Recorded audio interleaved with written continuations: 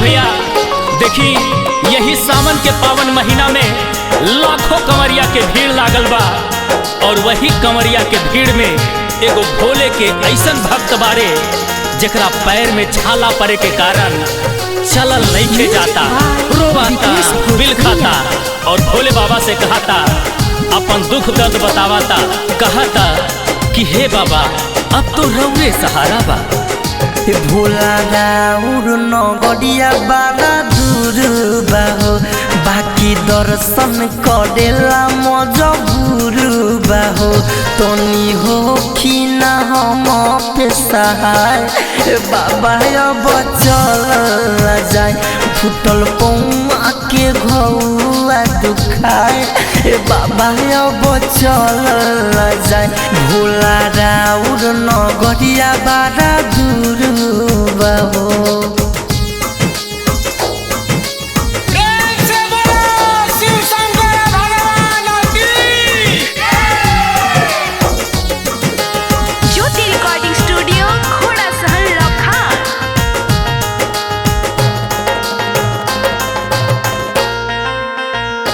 बहनी बहुत लाचार तनी दया करी, अपना भगता पर भगती के छाया करी। ए बाबा बहनी बहुत लाचार तनी दया करी, अपना भगता पर भगती के छाया करी, लागल देहिया हमर बहराए ए भोला अब चल जाए, फुटल पौआ के घौआ दुखाए ए बाबा अब चल जाए। ए बाबा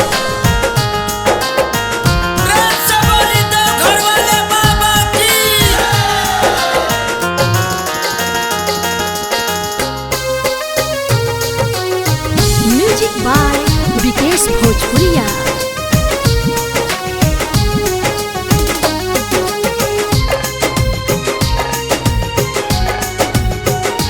रहुरा कमना दिशा में लोभाताने हो, बम अंकित पकाहे न मोहाताने हो।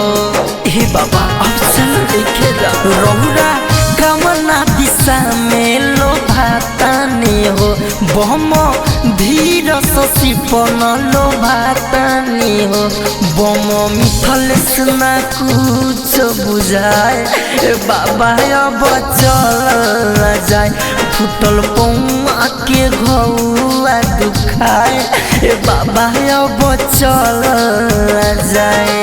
ए बाबा ज्योति रिकॉर्डिंग स्टूडियो, घोड़ा सहन लखान।